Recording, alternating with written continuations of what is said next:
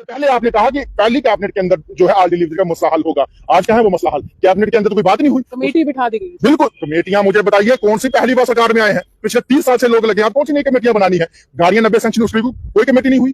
कोठियां किस किस की कहां कहां मिलनी चाहिए उसकी कोई कमेटी सेंक्शन नहीं हुई। फिर उसके बाद आपका सैलरी बढ़ानी है उसकी कोई कमेटी फ्रेम नहीं होती। कहां जाना क्या जाना कौन सा प्रोटोकॉल है उसकी कोई कमेटी फ्रेम नहीं होती। आपके पास प्रधानमंत्री 2-3 बार आए, आप कम से कम उनकी बात कर लो। आप मंच पे बोला उन्होंने कि स्टेट दे दीजिए और उम्मीद है आप दे देंगे। अरे स्टेट तो मांगे या ना मांगे, पहले लोगों की बात तो करे।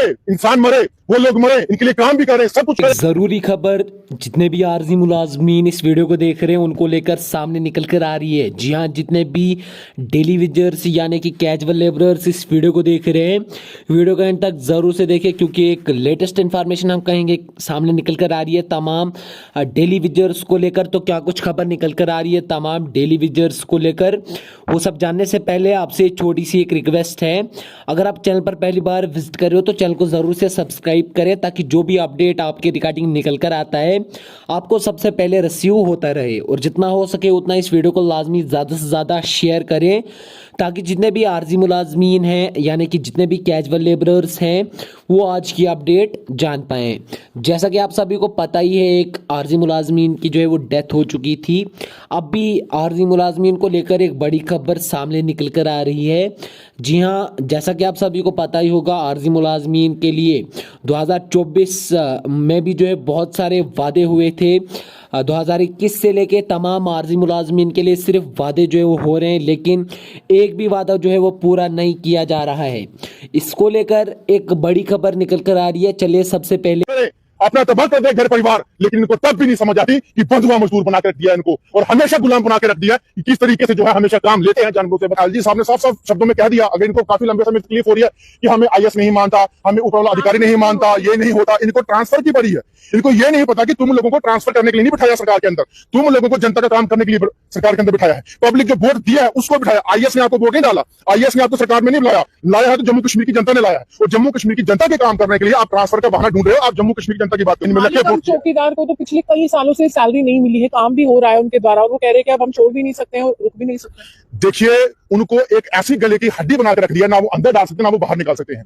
और एक बात मैं बता दूं, वाहिद एक ऐसा डिपार्टमेंट है और मैंने कभी हिंदुस्तान के अंदर नहीं सुना होगा कि किसी डिपार्टमेंट के अंदर हजारों की तादाद में काम करते हैं और 20 साल से बिना पैसों के काम करते हैं। जो 900 रुपया 3 महीने में एक बार मिलता हो, अपने घर की जमीन, अपना टुकड़ा, अपना अंग दे दिया हो गवर्नमेंट को, तो वो किस तरीके से, आप मुझे बताइए कि हम खुश रहें? ऐसी ऐसी हालात है वहां पे कि हम जम्मू कश्मीर से 200, 400, 500, 1000 जितना बंदा तैयार होगा मुंह टू दिल्ली होंगे और जंतर मंतर पे जाके हम बैठेंगे और जंतर मंतर से सीधा पार्लियामेंट की तरफ जो है जाने का कूच करेंगे और जहां प्रधानमंत्री घर की तरफ कूच करेंगे, लेकिन दिल्ली में जाएंगे और प्रधानमंत्री जी के आगे रोएंगे कि जम्मू कश्मीर के अंदर यही लोग हैं जो पिस रहे हैं, यही लोग हैं जो परेशान हैं और आप बताइए हमारा हल क्यों नहीं हो? भारत व पाकिस्तान तनाव के बीच जो है अब स्थिति जो है थोड़ी थोड़ी सामान्य हो रही है, यानी कि वो सामान्यता जो है नजर आ रही है और अब जंग के बादल जो है वो छट रहे हैं। लेकिन बड़ा सवाल ये है कि जिस जंग को हवाला देते हुए डेली वेजर्स के तमाम कामों तरफ रख दिया गया, अब जो है वो काम क्यों नहीं धरातल पर देखने को मिल रहे हैं। डेली वेजर्स संघर्ष समिति के जो चेयरमैन है मेरे साथ है, पूरे जम्मू कश्मीर में ये नेतृत्व कर रहे हैं, विभिन्न क्षेत्रों का दौरा कर रहे हैं और ये जानने की कोशिश कर रहे हैं कि ऐसी कौन सी व्यथा है जो अभी तक सरकार तक या सरकारी कर्मचारियों तक नहीं पहुंची है और क्या मेज पर बातचीत होगी या एक बार फिर से प्रदर्शन का ही सहारा लेना पड़ेगा। सनी कांत जी मेरे साथ है। सनी जी, किस तरह से अभी देख रहे हैं, क्योंकि अभी वो तनाव के बादल नहीं है, अभी जो जम्मू कश्मीर में स्थिति जो है सामान्य हो रही है धीरे धीरे, तो अब क्यों नहीं मसले हल हो रहे हैं? आपको एक बात बोलूं, हमारा एक रजौरी के अंदर डिस्ट्रिक्ट रजौरी के प्रेसिडेंट है, वो मिड डे मील कुक भी है और लैंड ओनर्स भी है। वो बेचारा हमेशा मुझे कहता है कि सर जब जंग लगी थी ना, तो जंग में अगर नुकसान हो रहा था एक ही बार तबाही हो जाती। मैं वो क्यों कहता है कि अगर तबाही हो जाती तो हम रहे ना रहे, लेकिन हमें इस दुनिया से जो है छुटकारा हो जाता, क्योंकि हम उसके बाद भी जो है जीना मरना एक बराबर है। ना हमारी वो मेहनत हमें मिलती है, ना हम बच्चों को अच्छे से पाल पोस सक रहे हैं, ना पढ़ा सकें, ना उनको हम ईद के दिन अच्छे से कपड़े दे सके उनको, ना उनको हम खिलौने दे सके, ना उनकी जो अरमान पूरा कर सके, और ना ही हम लोग अपने घर के अंदर जो बुजुर्ग बीमार है उनका अच्छे से इलाज करवा पा रहे। मैं वो क्यों कहते हैं कि जो 900 रुपया 3 महीने में एक बार मिलता हो, अपने घर की जमीन, अपना टुकड़ा, अपना अंग दे दिया हो गवर्नमेंट को, तो वो किस तरीके से, आप मुझे बताइए कि हम खुश रहें? ऐसी ऐसी हालात है वहां पे। और वैरीनाथ के अंदर हमारी एक मिड डे मील कुक है कि जो ईद के दिन जिसको हार्ट अटैक से अपनी जान गई, वो जब उनके घर पे हमारी डेपुटेशन गए लोग, तो वहां पे पूछा गया कि क्या हालात हुई थी वहां पे। वो परेशान थी कि कल ईद है तो मैं अपने बच्चों को क्या लेके दूंगी, क्या अपने पैसे मेरे पास आज शाम को पहुंचेंगे, क्या सरकार की तरफ की तरफ से, गवर्नमेंट की तरफ से हमें कुछ पैसा आएगा ईद का? क्या हमें अपना पैसा मिलेगा? उसके सदमे में जो है उसकी बेचारे की ईद की सुबह हार्ट अटैक से जान चलेगी। क्या मुझे बताइए, एजुकेशन डिपार्टमेंट जिसके पास वो काम करती थी, एक भी मुलाजिम उनके घर गया? क्या उन्होंने कोई पैसा दिया? क्या कोई उनके साथ कोई उन्होंने बात की कि इनके बच्चों को कैसा देखा जाएगा, कैसे उनकी परवरिश होगी? कोई भी नहीं किया। मरे इंसान, मरे वो लोग, मरे इनके लिए काम भी करें, सब कुछ करें, अपना तबाह कर दे घर परिवार, लेकिन इनको तब भी नहीं समझ आती कि बंधुआ मजदूर बना के रख दिया इनको, और हमेशा गुलाम बना के रख दिया कि किस तरीके से जो है हमेशा काम लेते हैं जानवरों से बचकर, और जब पैसे लेने की बात आती है तो इनको अनदेखा किया जाता है। हम हर डिस्ट्रिक्ट, हर तहसील के अंदर काम पर हड़ताल कर रहे हैं और तकलीफ हो रही है एजुकेशन डिपार्टमेंट वालों के, टीचरों को, जैदियों को। क्यों? अगर आपके पास इतना दर्द, इतना दुख है काम करने का, दो उनको पैसे, दीजिए उनको पैसे। लेकिन मुझे बताइए, अगर पैसे नहीं दे सकते तो ऐसे बेरहमी से हमारे लोगों के साथ अत्याचार मत करो, हरासमेंट मत करो। हमें पता है कितना बच्चों को आप खाना देते हो, कितना उनको अच्छे ढंग से खिलाते हो, क्या प्रॉपर राशन को देते हो, क्या प्रॉपर पढ़ाई उनको करते हो, क्या एजुकेशन सिस्टम उनको प्रॉपर करते हो, हमें सारा पता है। जब चिट्ठा खोलने पे आएंगे तो एक एक हम पोल खोलेंगे और देख लीजिए कि हमारे उस महिलाओं को इस तरीके से जो है प्रताड़ित ना की जाए, उनको तंग ना करो। वो भी हमारे देश की महिलाएं हैं। प्रधानमंत्री जी ने महिलाओं को सक्षम बनाने के लिए हर जगह उनको आरक्षण दिए हैं, उनको फायदे करने की बात की है, लेकिन आज हमारी महिलाएं जाने गवा रही हैं। जिस विभाग की आप बात कर रहे हैं, वो जो मंत्रिमंडल में शामिल होने के लिए भी महिला है, बिल्कुल सकीना ये तो है। अगर हम कहें शिक्षा विभाग या फिर स्वास्थ्य मंत्रालय उनके पास है, तो क्यों इतनी परेशानी, क्यों है, क्यों हालात नहीं बदल रहे? देखिए, सरकार ने अपना पल्ला झाड़ लिया कि हमारे पास पावर ही नहीं है। अगर पावर नहीं है तो सरकार में बैठे क्यों? फिर क्यों बड़ी बड़ी कुर्सियों में साइनिंग करते हो, लेटरों पे बड़े बड़े प्रोटोकॉल लेके जाते हो, फिर बड़े बड़े डिग्री कॉलेज में जाते हो, हॉस्पिटल में जाते हो, किस लिए जाते हो आप? अगर आपके पास पावर है ना, तो तभी आप वहां पहुंचते हो, तभी आप चीज सैंक्शन करवाते हो। तो एक महिला होने के नाते हम उनके पास भी गए थे, कहा था ये चीजें अगर हो रही कहते हमें तो पता नहीं है, हम देखेंगे, हम करेंगे। आपने तो मेमोरेंडम दिया। बिल्कुल, मंत्री हमने सतीश शर्मा जी को दिया, सकीना यीतू जी को दिया, चीफ सेक्रेटरी को दिया, सेंटर के जो हमारे एमओएस है जैन चौधरी उनको दिया, हमने यहाँ पे हर डीसी को मेमोरेंडम दिया, हमने एलजी साहब को मेल की, चीफ मिनिस्टर को मेल की, हर एक जगह हमने मेल की है। लेकिन ये चाहते नहीं है कि जम्मू कश्मीर की महिलाओं का, जम्मू कश्मीर के उन लोगों का भला हो जो बेचारे आज दर बदर है। और आपको पता है कि आशा वर्कर्स कोई आदमी तो होगा नहीं, वो मैक्सिमम लेडीज होंगी, औरतें होंगी, वुमेन होंगी। तो वुमेन को किस तरीके से सक्षम किया आपने देश के अंदर, किस तरीके से आपने जम्मू कश्मीर के अंदर वुमेन को अपने पावर दी, और आपने अगर पावर दी होगी अपनी पॉलिटिकल पावर की यूज किया, हकले दी होगी। लेकिन जो महिलाएं काम करती है गरीब लोगों के लिए, और आप खुद गरीब होने के बावजूद हर जगह जाती है बेचारी, हर जगह हर का काम करती है, उसके साथ कभी इंसाफ नहीं करते। लेकिन संघर्ष समिति ने ऐलान किया हुआ है काम छोड़ हड़ताल, और अगर काम छोड़ हड़ताल रखी है तो आप तंग मत करो। अगर 3 तारीख से हमने रखा हुआ है, 20 तारीख हो गई है, और आहिस्ता आहिस्ता इसका जो रुझान है बहुत ऊपर लेवल पे जा रहा है, और हर जगह हमारी मीटिंग कायम हो रही है, रैली के रूप में भी और प्रदर्शन के रूप में भी। और मैं बोलना चाहता हूं कि जो बड़ी बड़ी कुर्सियों में बैठे हैं वो भी इंसान है, और ये जो लोग बेचारे रोडों पे हैं वो भी इंसान है। एज इंसानियत आपको भी भगवान को जवाब देना है कि आप नीचे आके किसका फैसला करो, किस बच्चों के, उन गरीब के बच्चों को रोटी डालने का काम कर रहे हो, उनके आशियाना बनाने का काम कर रहे हो, आपने भी ऊपर जवाब देना है। लेकिन यहाँ पे रह के अगर आप ऐसा करोगे, उस बड़ी कुर्सी पे बैठ के अगर ऐसे फैसले करोगे कि गरीब अपनी जान गवाएगा और आप मजे से कुर्सी में बैठ के आराम करोगे। फैसलों की आप बात करें, सनी जी, आप फैसलों की बात करें, हाल ही में उपराज्यपाल ने सकीना यीतू के सामने ये कहा कि मेरे पास महज पुलिस है, कानून व्यवस्था है, बाकी आप अगर सरकार में रहते हुए कुछ अच्छा करना चाहते हैं लोगों के लिए, तो विभिन्न विभाग आप लोगों के पास है, आप सरकार का हिस्सा है, मैं सरकार का हिस्सा नहीं हूँ। इसको कैसे देखते हैं? जी बिल्कुल सही कहा, एलजी साहब ने साफ साफ शब्दों में कह दिया। अगर इनको काफी लंबे समय तकलीफ हो रही है कि हमें आईएएस नहीं मानता, हमें ऊपर वाला अधिकारी नहीं मानता, ये नहीं होता, इनको ट्रांसफर की पड़ी है।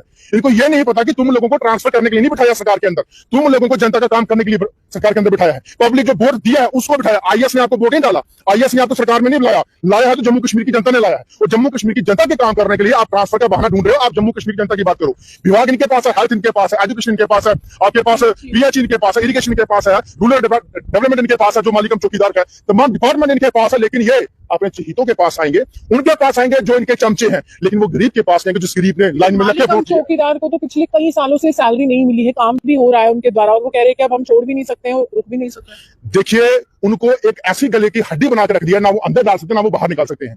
और एक बात मैं बता दूं, वाहिद एक ऐसा डिपार्टमेंट है, और मैंने कभी हिंदुस्तान के अंदर नहीं सुना होगा कि किसी डिपार्टमेंट के अंदर हजारों की तादाद में काम करते हैं और 20 साल से बिना पैसों के काम करते हैं। ये पहली बार सुना है। और ऐसा विभाग इतना लापरवाह, और ऐसी सरकारें लापरवाह, बिल्कुल। और उनके पास तो पंचायत घर के अंदर वीडियो आते हैं, डीसी आते हैं, हमारे एमएलए आते हैं, मिनिस्टर आते हैं, तमाम लोग आते हैं, डीडीसी आते हैं, लेकिन उन्होंने भी एक बार नहीं बोला कि बेचारा कुछ कर दे। वही चाय पिलाते हैं, वही पानी पिलाते हैं, वही साफ सफाई करते हैं।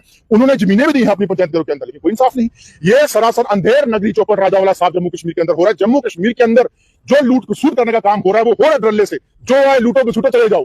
और हमें यहाँ पे लोगों का जो है नुमाइंदा चुन के इसलिए लाया जाता है कि लोगों की प्रॉब्लम हल हो, लोगों की खिदमत की जाए। जो गरीब बेचारा आज पिस रहा है वो ना पिसे, उनके जो काम रुके वो हो जाए। लेकिन यहाँ पे यूटी बनाम स्टेट में ही पिस रही है, अपने आप को कह रही है कि स्टेट के हालात अच्छे थे, यूटी के हालात अच्छे नहीं, आप करे तो करे। देखिए, सबसे पहले मुझे एक बात बताइए, अगर उमर साहब को लगता है कि हमारी जो बात नहीं सुनाई दे रही, अगर हमारे पास कोई पावर नहीं है तो उनको पब्लिक के साथ आ जाए, जिन्होंने वोट दे के सरकार में उनको लाया है उनके पास आ जाओ, आप लोगों के पास आओ, हम आपके साथ हैं, पूरी जनता आपके साथ है। लेकिन आप जब लोगों के पास आना ही नहीं चाहते, आप अपने ही गाड़ियों में घूमना चाहते हो, आपने अपने ही उन एमएलए को जो है कोठियां देने की बात की, गाड़ियां देने की बात की, बंगले देने की बात की, जहां आपने सैलरी 5 लाख बढ़ाने की बात की, तो गरीबों की बात कब की आपने? कौन सी बात की आपने गरीबों के लिए? कौन सी बात की? और इलेक्शन से पहले आपने कहा कि पहली कैबिनेट के अंदर जो है आल डिलीवरी का मसला हल होगा। आज क्या है वो मसला हल? कैबिनेट के अंदर तो कोई बात नहीं हुई। कमेटी बिठा दी गई। बिल्कुल, कमेटियां मुझे बताइए कौन सी पहली बार सरकार में आए हैं? पिछले 30 साल से लोग लगे हैं, कौन सी नई कमेटियां बनानी है? गाड़ियां 90 सैंक्शन, उसके लिए कोई कमेटी नहीं हुई। कोठियां किस किस की कहां मिलनी चाहिए, उसके लिए कोई कमेटियां सैंक्शन नहीं हुई। फिर उसके बाद आपका सैलरी बढ़ानी है, उसके लिए कोई कमेटियां फ्रेम नहीं होती। कहां जाना, क्या जाना, कौन सा प्रोटोकॉल है, उसके लिए कोई कमेटी फ्रेम नहीं होती। आपके पास प्रधानमंत्री 2-3 बार आए हैं, आप कम से कम उसकी बात कर लो। लेकिन आप कहीं नहीं मंच पे बोला उन्होंने कि स्टेट दे दीजिए और उम्मीद है आप दे देंगे। अरे स्टेट तो मांगे या ना मांगे, पहले लोगों की बात तो करें कि जो प्रधानमंत्री जी ने, अमित शाह जी ने रैलियों में कहा है कि हम अस्थायी कर्मचारियों का हल करेंगे।